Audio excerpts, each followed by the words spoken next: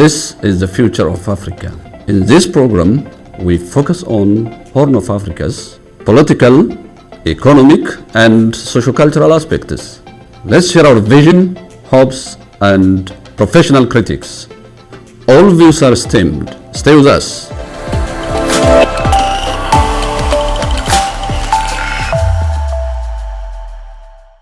Welcome, Abu Teshite, for this program. Thank you so much for having me here. Teshite Wako is a DFL endorsed candidate for Brooklyn Park City Council, Central District. Again, welcome, Abu Teshite, again. Thank you so much for inviting me here. Great. Just tell us a bit about yourself and your background and your current activities. Great. I just want to say thank you so much. First of all, it's nice to meet you, Dr. Hussein, here. After many, many years, I am so pleased to, get a chance to sit down here with you and OROMIA11, and I am pleased. And my name is Teshite Wako. I am the first generation Oromo American from Ethiopia, and I am currently a resident of the city of Brooklyn Park, and I live there for the last 20 years. And I serve the city as a Budget Advisory Commission. I'm a vice chair of Budget Advisory Commission. And by profession, I'm a chief financial officer, formerly for Neighborhood Development Center. And currently, I am the president of Mati Accounting and Financial Services. I also volunteer on so many nonprofits as a board member, as a loan committee member, as a treasurer. So I'm also a former president of the Oromo community of Minnesota, which is one of the biggest Oromo-led nonprofits here in the Twin Cities that serves about 40,000 plus Oromo people in the Twin Cities in Minnesota. So that's who I am, and currently I am a DFL endorsed candidate for the city of Brooklyn Park Central District, and I am glad to say I won last primary elections, and I am right now running for the general election. And I appreciate all the residents of the city of Brooklyn Park, particularly the Central District, who supported me to come over the primary, and I'm looking forward to win this general election and to serve the city of Brooklyn Park. What a great profile. And as you said, now you are running for an office. And how did that start? And do you have some vision? And do you want to sell that vision? And tell us your vision, if that is the case. Yes, I am, I'm the first generation Oromo from Ethiopia, like I said early on. And since I arrived to the United States, I have been serving the community. I was volunteering. I volunteered in so many nonprofits in the Oromo community of Minnesota alone. I was a board member, then treasurer, then vice president, then secretary, then president at the end. And I served all roles. And I also, as the chief financial officer, worked through for-profits, nonprofits, and partnerships of for-profit and nonprofits and governmental entities through the Twin Cities, particularly St. Paul and Minneapolis. And I see the gap, and in these services, long period of services, both in the city of Brooklyn Park as a Budget Advisory Commission member for last 5 years, and also on the Osceola School District, where I served in the Financial Sustainability Committee at the same time strategic plan. I see the gap. I see the gap of voices, where the voices of disadvantaged community members, immigrants, and that's not at the table. And we need to really elevate our voices at the city level, at the decision-making table. And because of that, because of long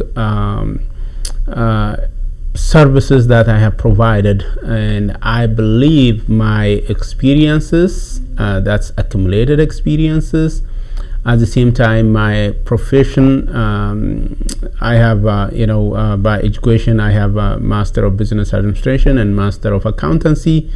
That would help me in really contributing to moving the city, which is my home, forward for everyone. And I am here to elevate the voices of everyone and bringing the residents of the Brooklyn Park to move all of us forward. And in that regard, yes, I do have a vision, the vision of moving Brooklyn Park forward together. And I believe every voices matter. I believe everyone is welcome to contribute to the well-being of the city of Brooklyn Park. And I do see a leadership gap. I do see areas that need continuous improvement that I would like to bring and be a champion of that. And that's why I'm running for office. And in terms of my vision, my priorities are, number one is really public safety. We all need to be safe. We need to really be a contributor of safety of our neighborhood, safety of our community, and that's how economic development could flourish. So we need to ensure that all the gaps that exist in public safety arena be addressed. And I was one of the appointed commissioner who served in the public safety Community First Public Safety Commission for the city of St. Paul, and I do have that experience that I bring to the city of Brooklyn Park. And we need to address the sources of crime in the city, whether that is from domestic violence or mental health or substance abuse or criminals infiltrating from other parts of the neighborhood or other parts of the city or even the state. And we need to address that. We need to work closely with the law enforcement community, and where there are gaps, we need to improve those gaps, which are in the areas of accountability, transparency, and community engagement. That is one of the areas that I would like to address. And my second priority is economic development. We need to bring a balanced economic development to the city that elevates the city to be competitive in the area, competitive to the other cities in the area. And that is what I mean by balanced economic development, is by private and public resources pulling together and attracting a mix of businesses to the area that really not only retain the economic activity of the residents of the city, but also attract economic activities, transactions from neighboring cities to the city of Brooklyn Park. So we need to catalyze, or we need to really bring about accelerated economic activity in the city of Brooklyn Park. And that's why I am, whether that is transportation, whether that is Blue Line that is coming to the city of Brooklyn Park, whether it is city to city transportation within the city and also outside of the city. We need to really address economic development for the city. That ensures us our financial sustainability. And the third one is property tax reduction. Right now 60% of the city revenue comes from property tax, and largely paid by residents of the city. And I would like that commercial portion play a role here. And relatively our property tax is higher compared to other neighboring cities, and we need to have a control over that. And my third priority is in the areas of, I call it quality, livable and safe housing policy. And we need to work with our landlords who have commercial properties in the city. We need to clarify our housing policy. We need to keep the standard of those houses in the city, commercial housing in the city, to be livable, affordable, quality, and also safe. to live in.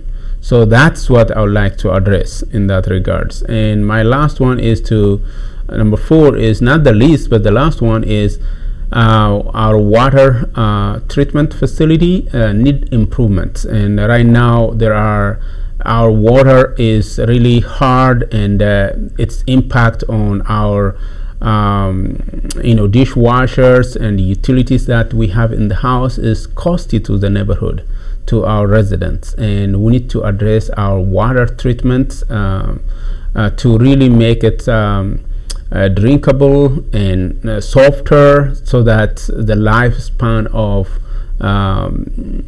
equipment that households use last longer, rather than every year they change, and it has impact on their equipment. So those are my priorities, and we can make this happen in the city. We have the resources, we have the capability, we have the experience. I have the experience. I am one of the person coming with that experience, accumulated experience, and I believe we can make a difference, and that's why I'm in this, and that's why I'm running for city council. I think that's a great vision. I hope you're going to be successful, and I hope your justification is to address these problems so that people should vote for you. That's, I think, your claim.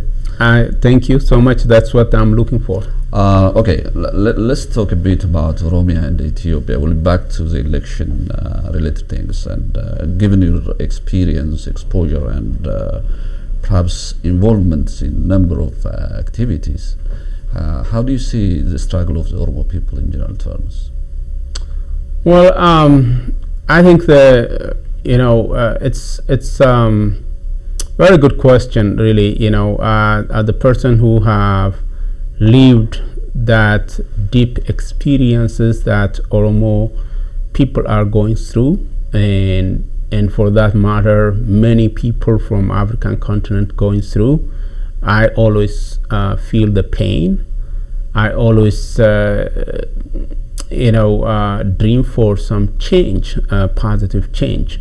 So to address your question, I feel that the awakening of Oromo people all over the world today, the word I use oftentimes is that we are in all parts of the world today. The Oromo people are in all parts of the world. There is only few countries where Oromos are not there. And we spread all over the world. In that matter, we call ourselves, kind of United Nations, spread all over the world. And this is because of the root cause of it is because of lack of, basic human rights that we enjoy here in the United States of America. The free to choose the person you want to lead you to be in any positions, and by merit, by what he or she brings to the table, right? So my my view is a struggle. I feel the pain, I live the pain of the Oromo people, which is still continued, despite sometimes it seems there is some progress, but there is also backtracking, backsliding to the old ways of doing things, and to continuous abuse. And I believe that the days will come where status quo will not last long. Status quo will not maintain itself. We have seen it in our lives this far, and where the era of the system that abuses people is always short. It might seem long, it might seem enjoyment, where you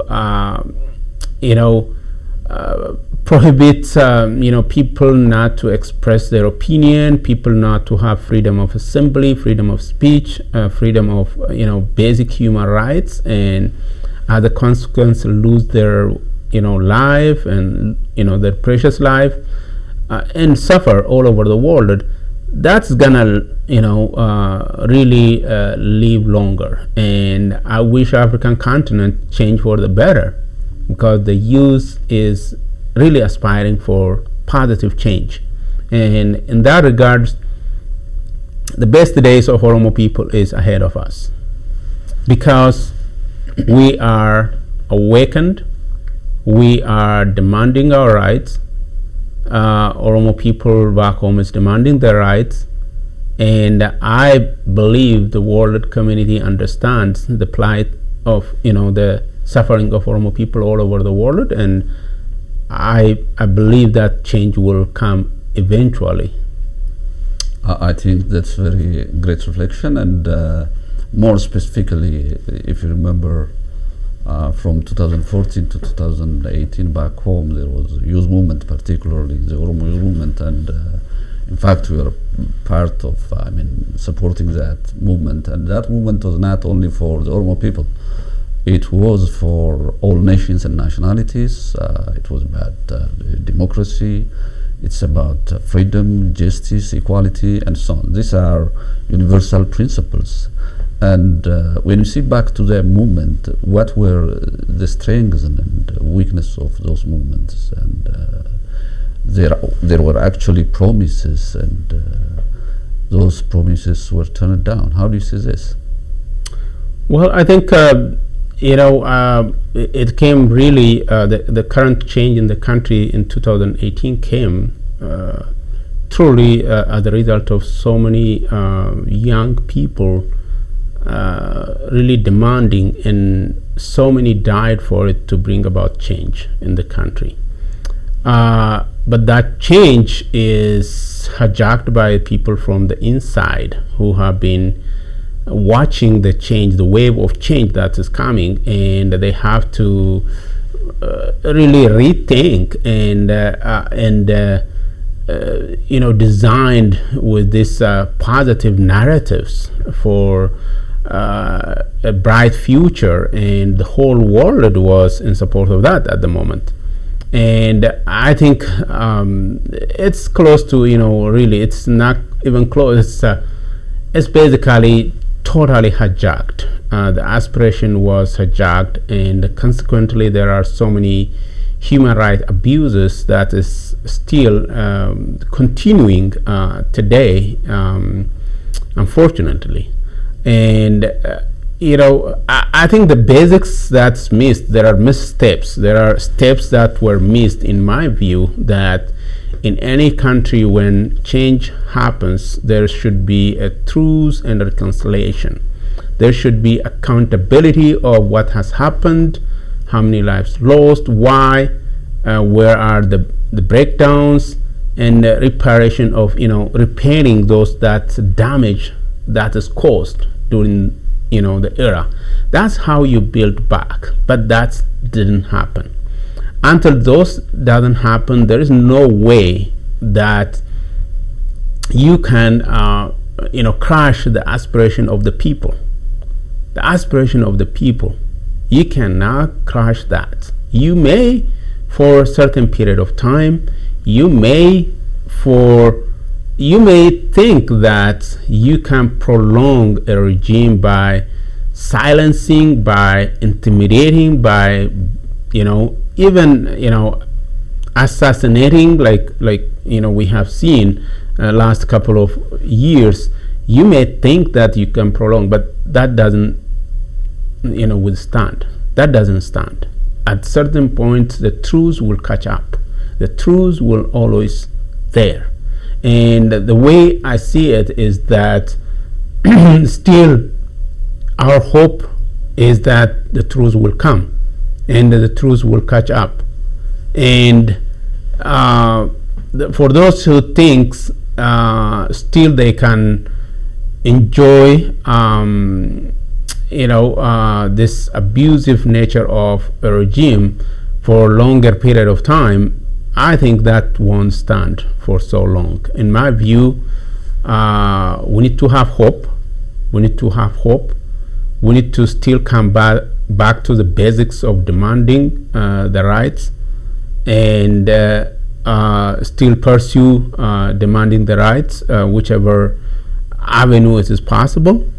And I think that's what both all nation and nationalities should do. And the country had really, specifically you asked me about Ethiopia, the country had the opportunity in 2018 when all nation and nationalities come together with big vision of envisioning the future together.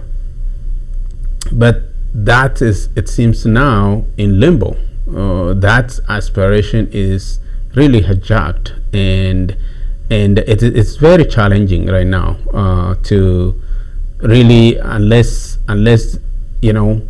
a concrete truth and reconciliation and discussion happens, that is right now, it seems very slim. That's great. Now, the question is why that happened. For instance, if you remember, in fact, you're one of the people who led the Minnesota high-level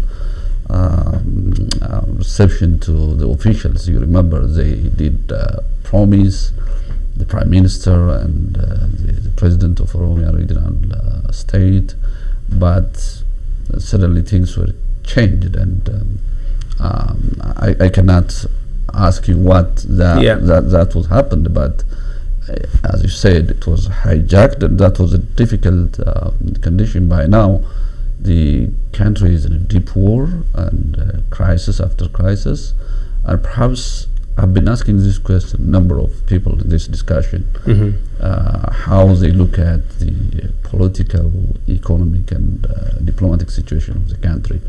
Given your profile, experience, and now your active involvement in issues that are related to democracy, human rights, the diversity-related issues, how do you see back the current condition of the country in general terms?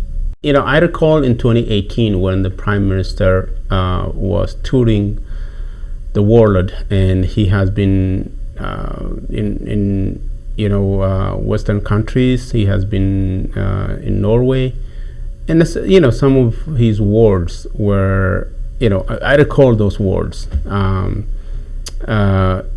where he said, "War will not bring peace," and nobody wins by war, and life is so precious. And I remember those words. I still remember those words. And then I asked a question to myself: why now then?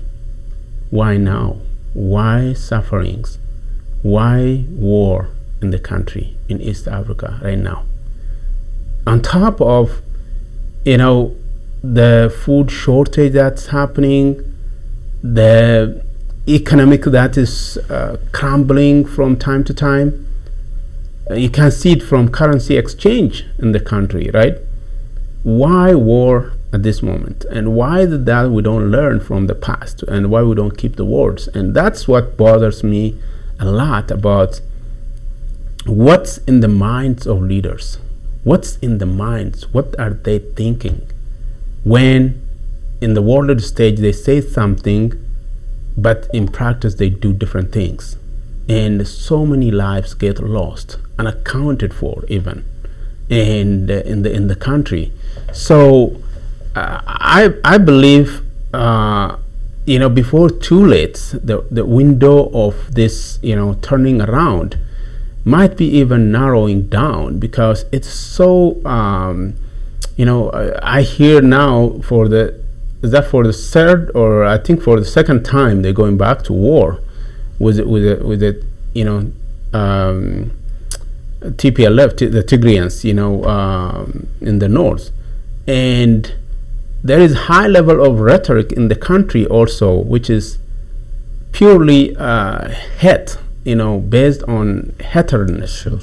That rhetoric should be calmed down, and there shouldn't be any basis for hatredness.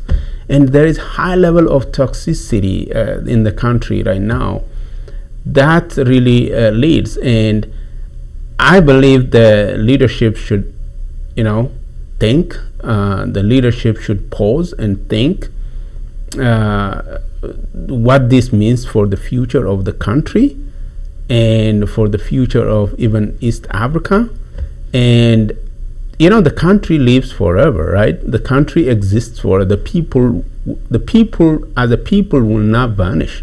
But the leaders, when time comes, they go. So many dictators have gone in the past.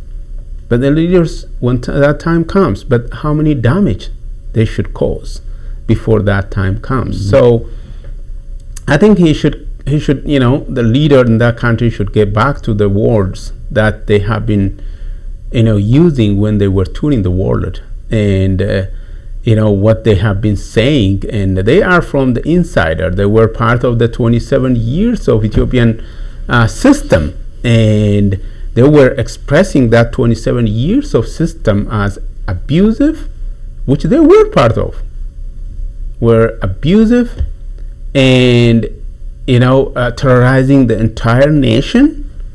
This is not my words, it's his word. I mean, the prime minister's word at the time, right?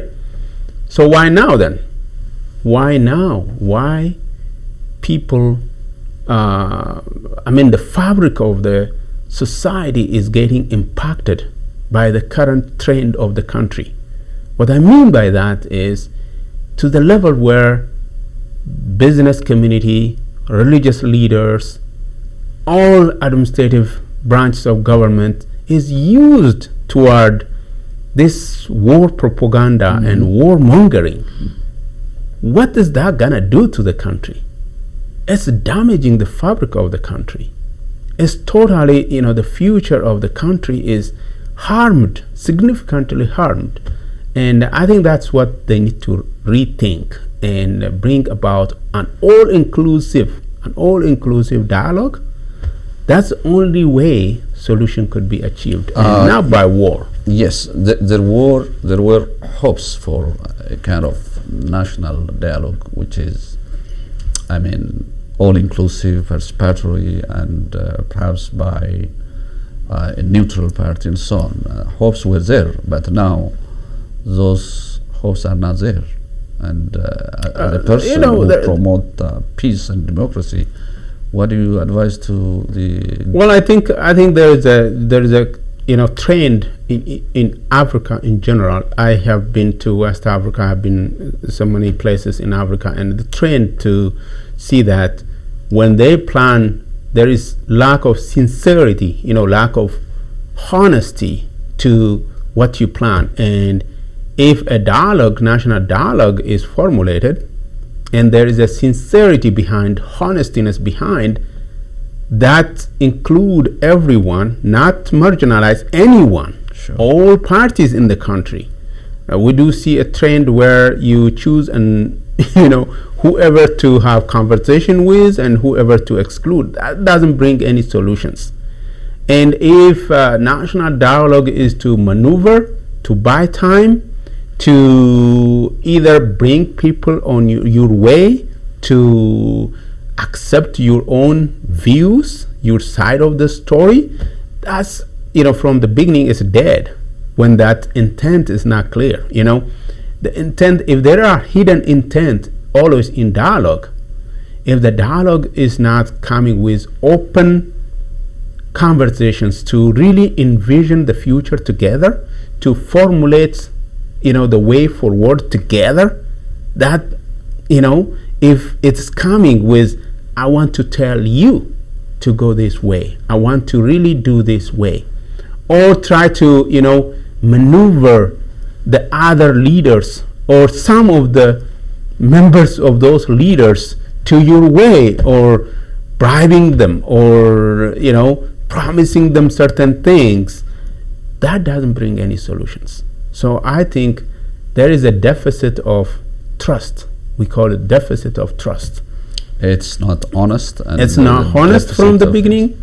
And if it is not honest from the beginning, it just becomes like a dream that doesn't come true.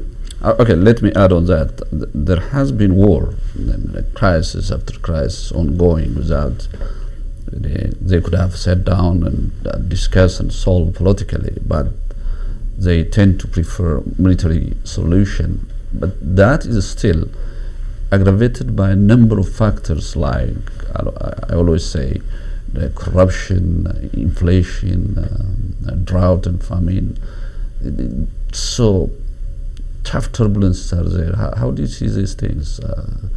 Well, in addition to the political crisis, these things some of them are man-made. I think that we have seen growing up into this system in the country before even leaving, side of, and where we, as a family, we became victim of it, right? And I think the current leaders in power need to rethink still. Come back to the basics. There's no way, come back to his words. There is no way to win by war. And life is so precious. Why do we perpetuate, war? The country is still by itself. There is famine, there is health issues, there is, droughts, there is all kind of things, which is still a developing country, right? So why do we perpetuate this? And that's what they should ask themselves. And I think the world also, the international community, should be true to their actions, true to what they do, and keep these countries accountable. If they need to, their resources, their support should be conditional to human rights records, should be conditional toward progress, should be conditional. And I think African countries and their leaders should stop this kind of sugarcoating and really using propaganda machine to deceive the world. I mean, the reality will kick in. The reality will kick in. I have seen a country where there is a famine and they say there is no famine. I have seen, I have heard people are starving. They say, oh, there is no shortage of food. We even exporting food. Why there is no? I mean, you think of exporting. Why not to feed the people?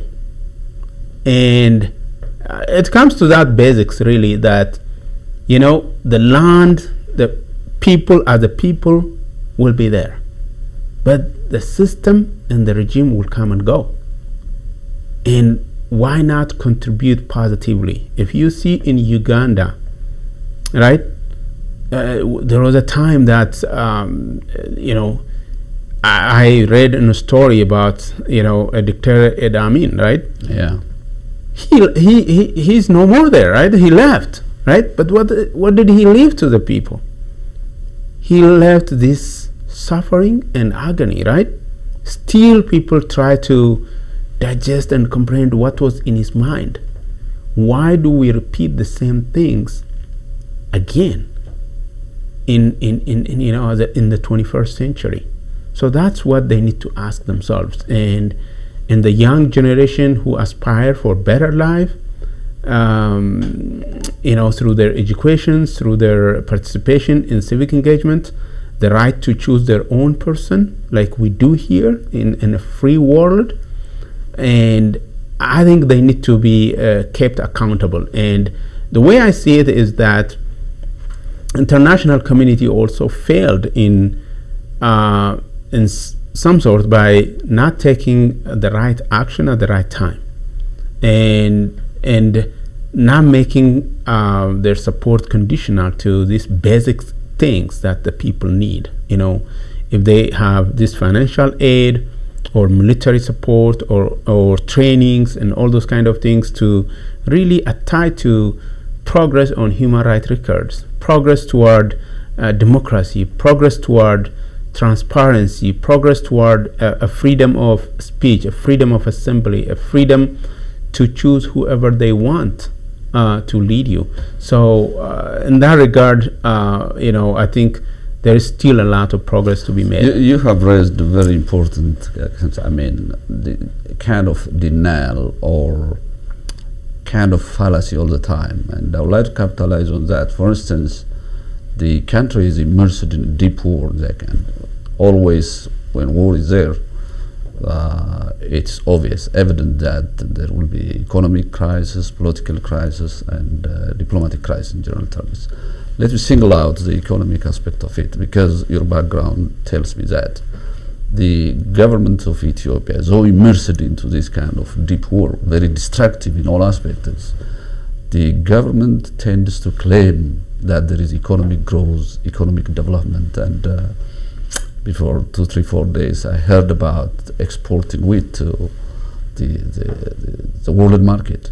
What is that? Is there any magic in which by economic growth or economic development could happen amid a war context, or what is that? Given your background, can you tell me? Well, first of all, there is a observable, ongoing trend in African continent by African leaders, and not to be honest to their people, and try to tell the world a different story, to really manipulate the opinion, the world community opinion. And this has persisted for so long in some African countries where the reality on the ground is different than or dire and horrible than what they portray in the world stage. And this has particularly manifested itself in when it comes to Ethiopia on numerous occasions under successive regimes where the people were suffering from malnutrition, from food shortage, from drought, from health outbreak, like diarrhea and all kind of communicable health aspects that has costed so many lives, and the world community never knew about it. Today, in the 21st century, we're living in the 21st century, where the world is more like a village than it used to be. And what transpires in some part of the world can easily be transmitted to the other part of the world, and the world knows. The world knows better than what the leaders try to portray in the world stage. The community knows, the people knows. Today we're living in the social media revolution, on the media revolutions, where information flows from one to the other. Mm-hmm.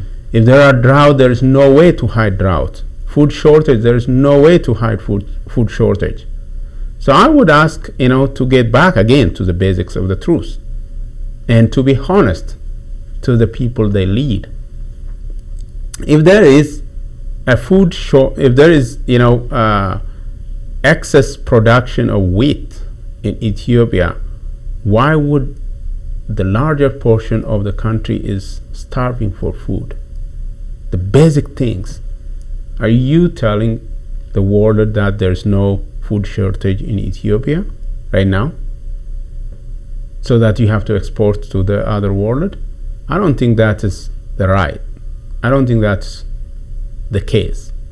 So we need to come back to the basics and understand the era in which we're living. The era in which we're living is the world is like a village, and what happens on the ground can easily be known by the other communities all over the globe. And we need to tell the reality. If you see successive regimes, they try to hide the number of people that died in the war, the number of kids died through malnutrition and communicable diseases, and that era is gone now. And in this generation, people know what's happening. The truths are out there out there in the world domain. So telling the truth and accountability is a matter of time.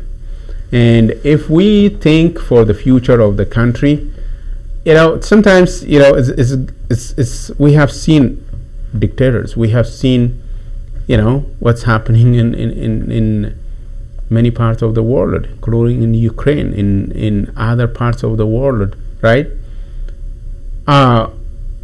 Aside from natural made catastrophes, the man-made catastrophes are the ones that are killing more people. Sure. And the root causes of all these man-made things are people on the leadership. And the leadership, when that time comes, leadership goes. But they have to think what kind of legacy they leave behind. How many lives should be lost for them to come back to the basics of the truth, to catch up to the truth? How many lives they have to sacrifice? That's what accountability is. That's why inclusive dialogue should be. That's why coming back to the basics should be. I believe if African leaders work for their people, there is a high potential, high markets in African continent, untapped resources in African continent, and I think democracy will incrementally flourish in African continent. Thank you. That's why I asked you, because I see fallacy over there. Yep. Wherever war is there, Yeah. particularly destructive war, the possibility of economic growth and economic development, the possibility of human capital and human development could not be there. It's a very rare case. It seems denial of truth. Otherwise, in principle, it doesn't happen that way.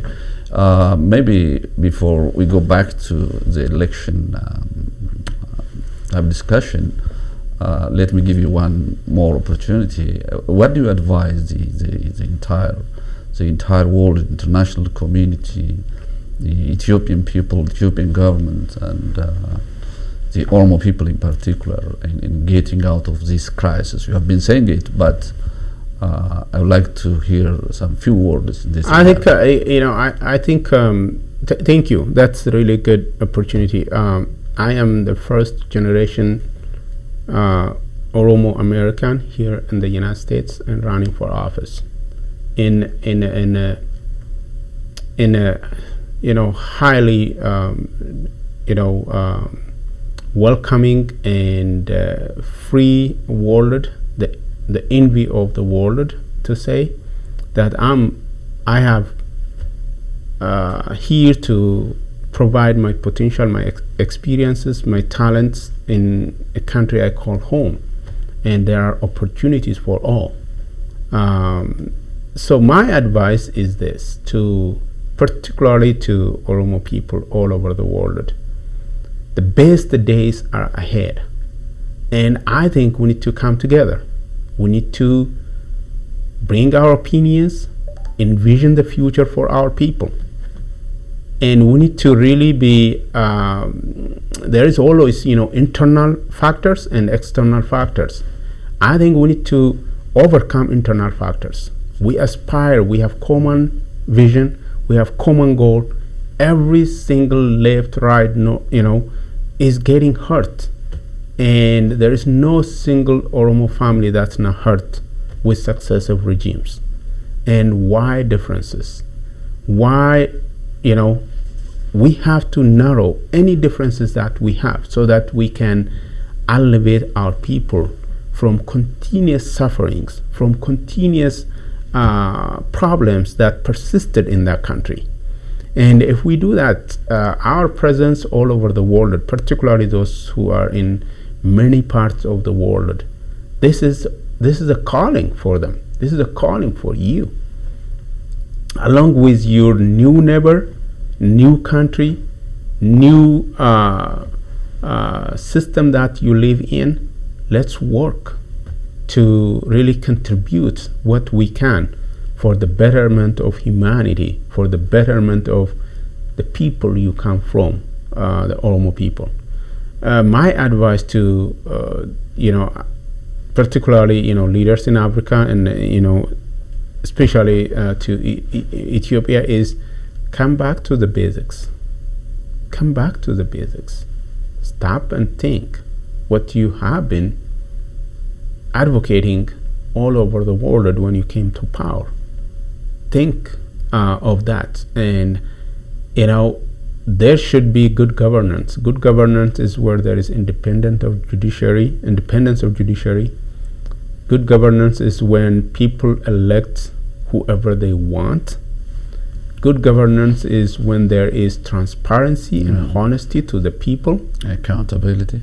Good governance is when the services are provided to the people, not through corruption, but through because people pay for it. I mean, people demand it. People have a person they chose to serve them.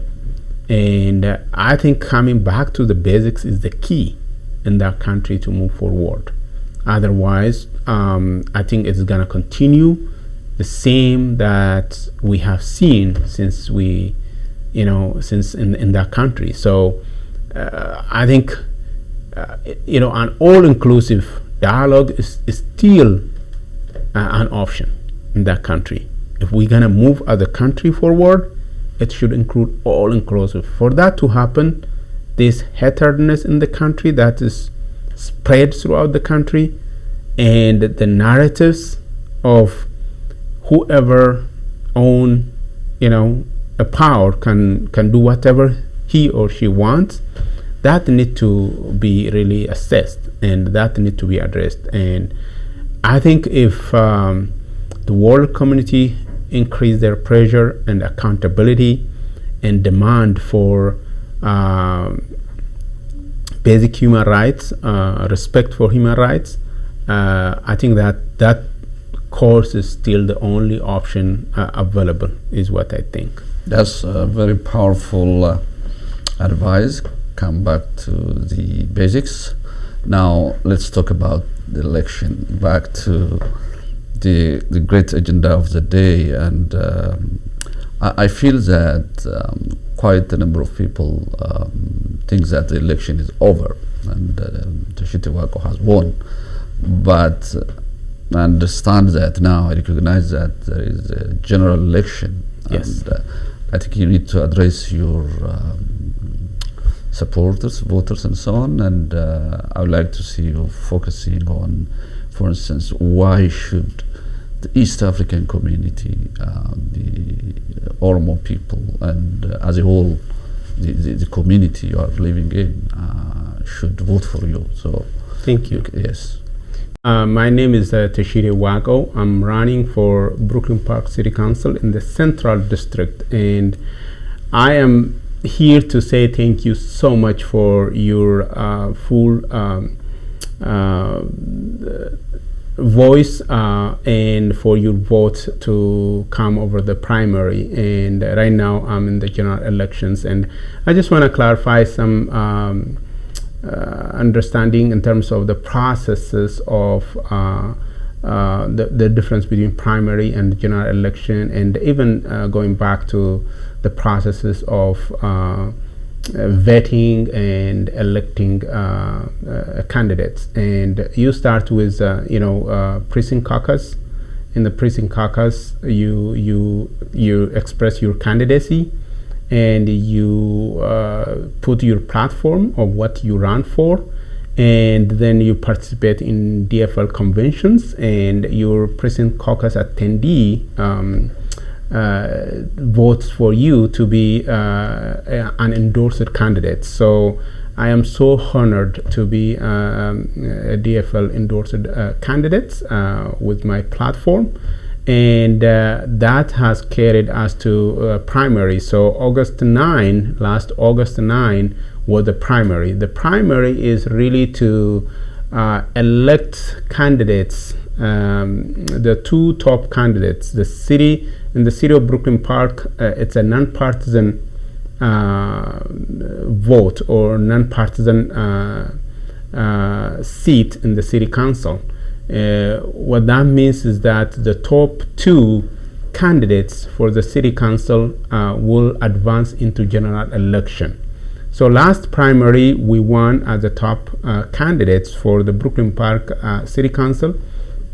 in the Central District. So right now, the two of us will move into general elections, and we have a commanding, good support in the residents of the city of Brooklyn Park in the Central District, and we're going to continue to broaden our support and to win in the general election. So again, my priorities are public safety, number one, economic development, property tax reduction, quality, affordable, safe housing policy in the city of Brooklyn Park, in particular Central District. And also I would like to address about water treatment facility I have heard from you, I have heard your voices, and I am here to carry the voices of Brooklyn Park Central District. I'm here to represent your voices. I'm here to bring that voices to the city, and I would be honored to earn your vote. And I am here to ask you to to vote for Teshite Wako for Brooklyn Park in the Central District of the city of Brooklyn Park. And let's move Brooklyn Park forward together. Thank you so much. Thank you, Obo Teshite. With this, we conclude our discussion today with Obo Teshite Wako. For those of you who would like to share your vision, hopes, and professional critics, the door is open, and contact me through my Facebook. My name is Hussein Kadir, and see you next time. Teshite, hoping to see you in office, and I wish you all the best. Thank you, Dr. Hussein. Thank you so much. Appreciate it.